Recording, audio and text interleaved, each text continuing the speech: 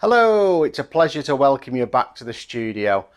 Ever since I gained a little bit of knowledge in my chosen profession, I've loved to share those outcomes. I'm a bit nervous about doing it now because it might just strip away all the mystique and make you realise that lighting actually isn't that hard. And I want to share with you a beautiful, simple lighting technique that whether you're new to lighting, you use speed lights, you use studio lights, whatever you use, this will be an easy thing to have a look at, a think about, and something you can use literally straight out of the box. Right, I'm going to use the fantastic cylindrical lantern as my modifier of choice, but to get the most out of that I have to be mindful about the light source I'm using.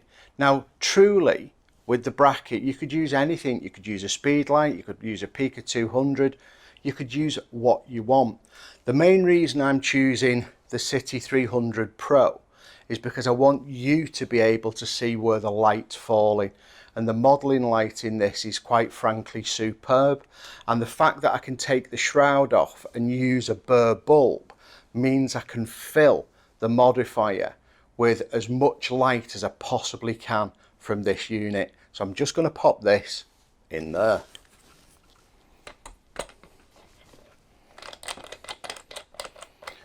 And maybe this will break a little bit of the mystery and it'll show you that I'm not as perfect as sometimes people have you believe, and I can be just as fingers and thumby as anybody else.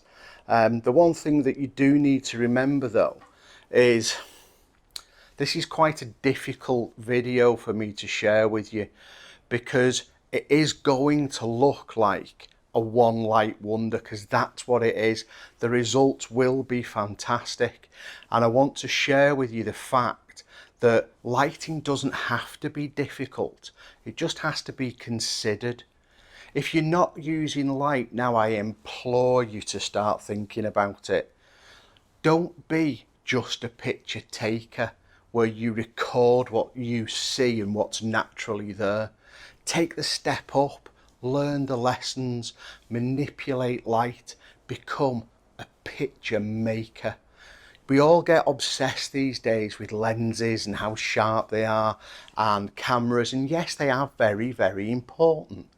But there isn't a camera out there that isn't far superior to the equipment used by the greats of yesteryear, the people we aspire to be. So they knew the secret of photography wasn't about what resolution you shoot and whether it's full frame or being a pixel peeper.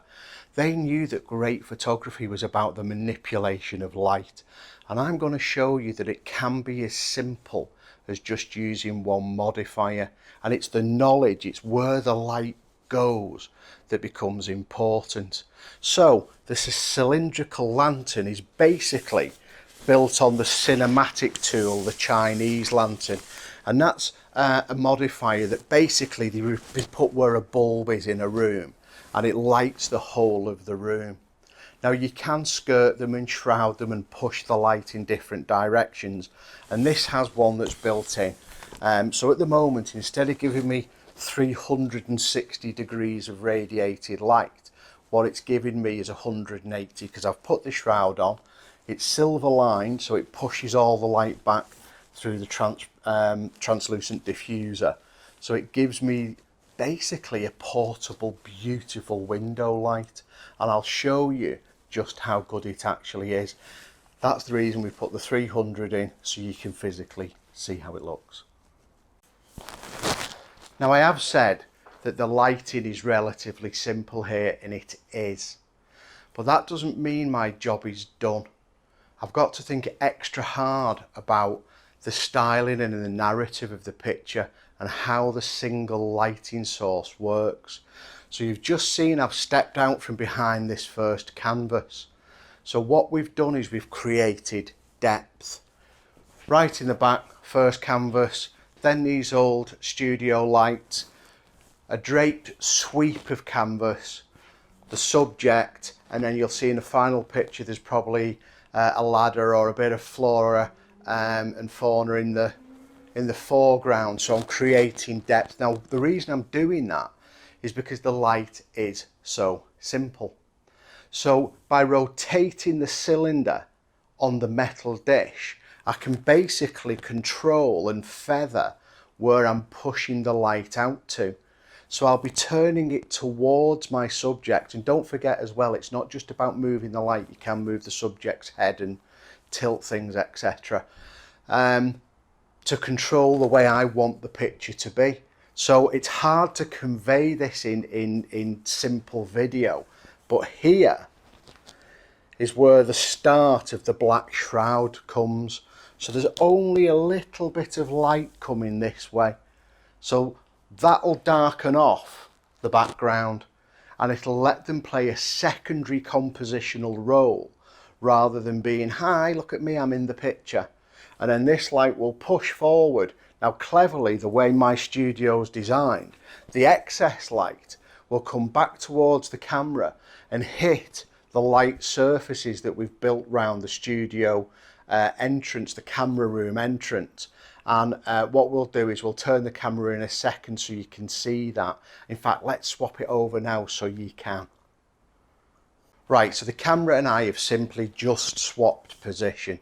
But what you can see now is the way I designed my camera room. I've got lots of, it's about 4 foot deep, lots of light, flat space that will bounce light back. So what people assume is wasted light here isn't. It's going to push back this way, bounce off the light flat surfaces, come all the way back and offer a little bit of a raising contrast on the shadow side. And if I don't like the depth of the shadow side, I can always put a reflector in. In fact, the plan has been to show you the light alone and the light with a reflector so you can make the choice. But bear in mind, it's all about the way you drive the light, the direction, and how it strikes and hits the subject.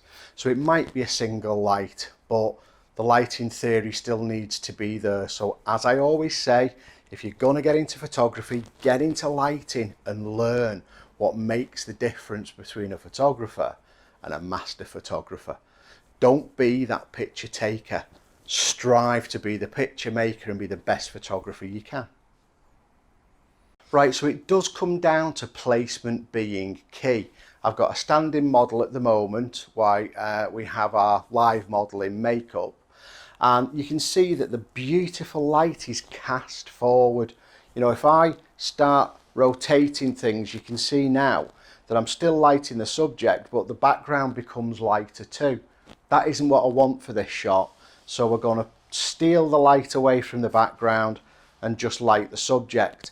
What is important though, is the light, unless I'm split lighting, which is, you know, half in shadow, half in highlight. The light's got to be at the right height, so the nose casts a downward shadow, so I can connect it to the shadow side and make a Rembrandt or a loop lighting pattern.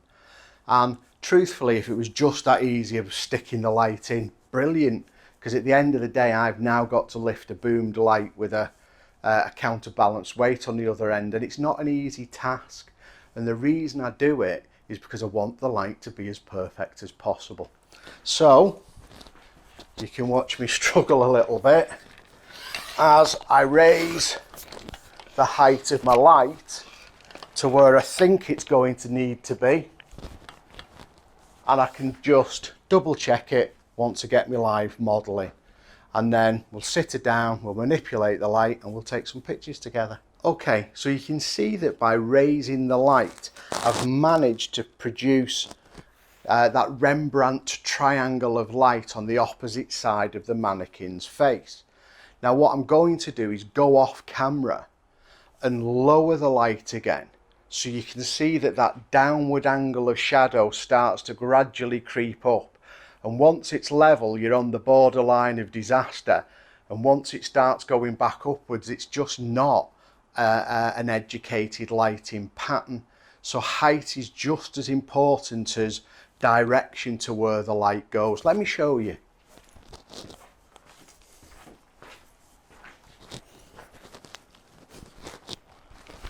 So as the light lowers, you can see that the nose shadow starts to go upwards.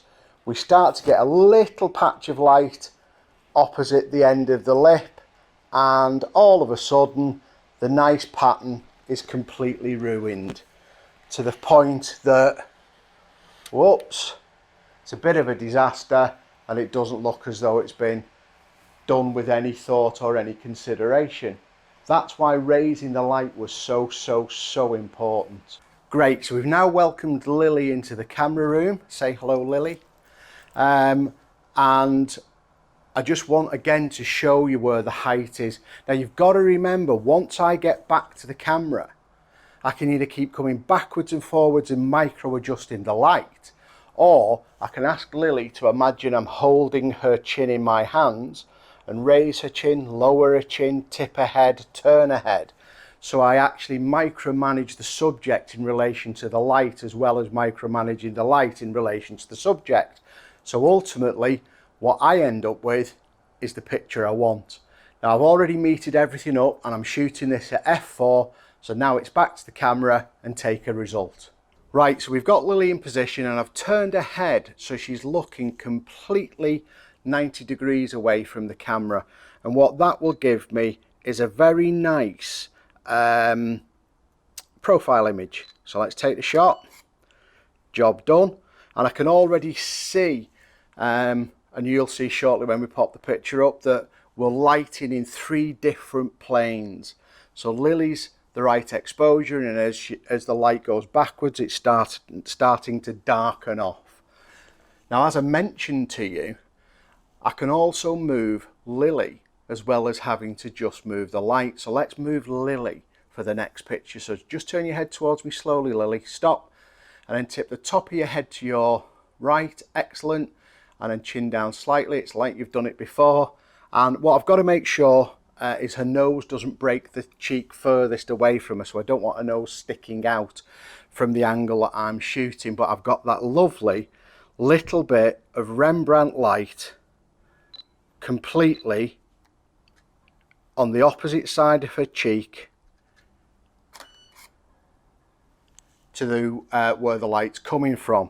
Now again, we're going to add another element into the mix, because I can control the density of the shadow by just getting a lighting to push back opposite the direction of the key light. So let me just show you that as I pop myself into shot to show you before we set it up. So the light's coming this way and there's wasted light here. So this can be popped back in, and hopefully you'll now see a little bit of a sheen on the jacket that Lily's wearing and a raise of the shadow on this side of the picture. Now, because of the inverse square law, it doesn't need metering. Basically what that's going to tell me is as it bounces back, it's going to be less than the light that hits the reflector, because it's got double the distance to travel. So it's a visual thing, not a measured thing. So let's set it up with this in place and we'll take the next picture. Right, so I'm now back at camera position and I've got Leslie to stand in with my reflector. Leslie, just take a little step to your left, please, for me. A little bit more. Brilliant. So I'm just guiding the return of the light back into the shot as to where I want it to be. And that's now perfect. And what I'm going to do is now ask Leslie to step out of the shot with the reflector, take the reflector away, and I'll take another image. You saw then, or hopefully you saw then, that the intensity of the light dropped off as the reflector went away, and the shadow side of Lily and Lily's jacket became much harder to see. That's the benefit of putting the reflector in. Now what I'm going to do now, and the reason I've taken the reflector out, is I'm going to turn Lily's head towards me a little bit more. Keep coming towards the camera, Lily, a bit more. Perfect.